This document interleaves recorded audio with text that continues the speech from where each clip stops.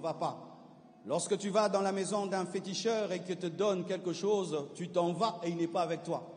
Mais différemment, le Seigneur, quand il te bénit, il est avec toi. Lorsqu'il a béni Abraham, il était là.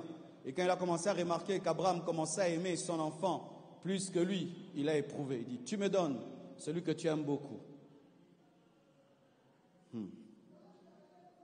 N'aimez jamais rien plus que Dieu. Même ce que Dieu donne n'a pas le droit de prendre sa place dans nos cœurs. Même si cela est venu de Dieu, ça ne peut pas prendre sa place parce que Dieu est jaloux. Dieu est jaloux. Dieu est jaloux. Nous servons un Dieu jaloux qui ne donne sa gloire à personne, à aucune chose, à aucune personne, à aucune circonstance. Nous servons un Dieu jaloux. Dis avec moi le Dieu jaloux. Dieu est un Dieu jaloux. J'aime les paroles de Paul à cet égard.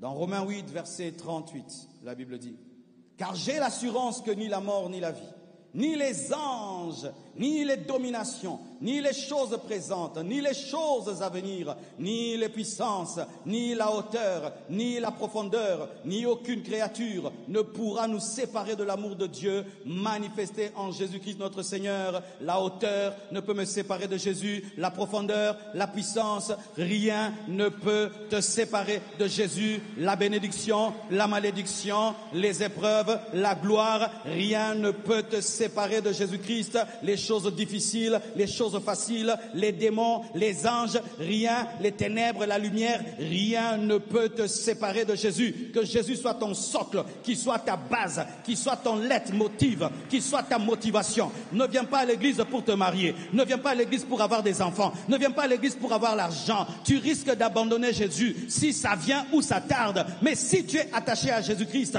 qu'importe ce qui peut arriver, des bonnes et des mauvaises choses, tu vas être un chrétien 4x4 qui tient bon et qui tient bon dans la gloire et dans l'épreuve, dans le succès et dans l'échec. J'aimerais te dire que Dieu doit élever par la grâce et la force du Saint-Esprit ta révélation de la personne de Christ, afin que tu sois attaché à Jésus seul.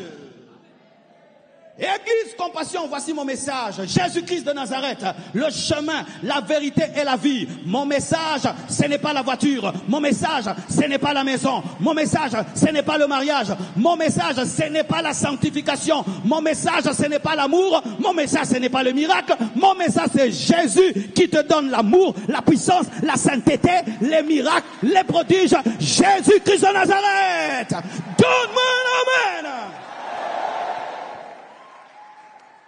Et Dieu m'a dit de le dire.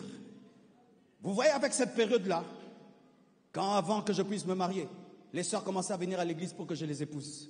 Quand j'ai épousé Blanche, elles ont abandonné Dieu. Elles ont insulté son parti. Il en est de même en cette période. Ne tombez pas dans ces pièges-là. Venez pour Jésus. Venez pour Jésus. Venez pour Jésus. Venez pour Jésus. Venez pour Jésus. Venez pour Jésus. Venez pour Jésus. Ma sœur, continue à regarder Daddy comme Daddy. Ne regarde pas Daddy comme Dodi. Regarde Daddy comme Daddy, pas comme Dodi, pas comme Dodi, que je demeure Daddy. Tu me regardes comme Daddy, tu me regardes comme Daddy. Daddy reste Daddy. Si Daddy devient Dodi, tu vas abandonner le Seigneur. Donne-moi la main. J'ai clôturé l'endroit. Ne tombons pas dans la distraction. L'église n'est pas un centre de mariage. Chakarebo Shia.